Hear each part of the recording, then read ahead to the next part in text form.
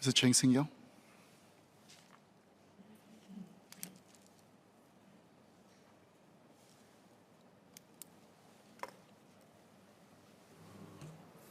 Thank you, Speaker Sir. I would like to declare that in the preparation for this speech, I have sought the inputs from private sector consultants in the carbon and energy fields. I support the use of carbon pricing as a tool to help us peak carbon emission by 2030 and reach net zero by 2050. I also look forward to the transformative effect it will have on our economy and our environment. When Singapore says it is going to do something, it will. That's one of our strengths. However, for the transition to net zero, we should maintain some flexibility and adaptability for the pathway to get there and for the final energy supply model. Energy, along with water and food, are vitals that keep Singapore going. Losing security of any one of them can incapacitate us within a very short time. I would like to seek clarification on our strategy to maintain energy security. It was not too long ago that we courted some of the largest oil and gas companies to invest heavily into our Jurong Island, and Singapore became one of the world's largest petrochemical hubs despite not producing any oil or natural gas. Despite being a significant contributor, besides being a significant contributor to our GDP, it also contributed to our energy security. We managed to secure access to oil and gas through building up a strong petrochemical ecosystem that is industry, supply chain, and logistics in and around Singapore.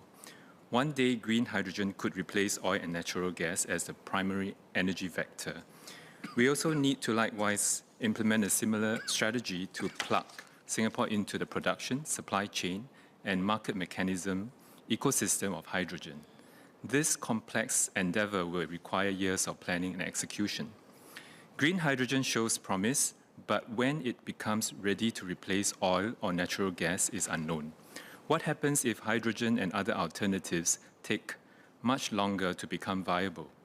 Meanwhile, how do we balance encouraging the petrochemical sector to transit into a low-emission model against the immediate impact on our economy and energy security? For decades after our independence, we have been subjected to frequent threats of having our water supply cut off. Thanks to technological advancement and the foresight of our leaders, we can technically achieve water self-sufficiency through harvesting our new water and desalination national taps. However, this is only true provided we always have access to energy. Losing energy security also means losing water security. Direct import of electricity from foreign renewable sources such as hydropower from Laos and solar power from Australia may form a significant component of our total energy supply in the future.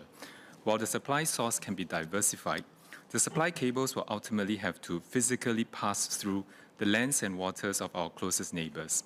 The uninterrupted supply of electricity imports may be subjected to geopolitical risks. Setting aside government commitments, global investors and MNCs are already leading the way in factoring carbon emission into their business decisions. This will lead to higher demand for renewable energy around the world, including the countries that are exporting or planning to export renewable energy. If the source countries do not have sufficient renewable energy supply to meet their domestic demand, they may impose export limits. Singapore's power grid's reliability is one of the important factors that helped us advance as a high-value manufacturing base, as well as a technology and financial hub. It is not just having access to power, but having stable, uninterrupted, and reliable access to power.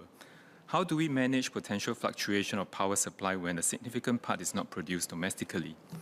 The COVID-19 pandemic showed us that low probability and high impact events do happen. The transition of our energy supply model into a low emission one, while promising and exciting, will be met with many unforeseeable and uncontrollable factors.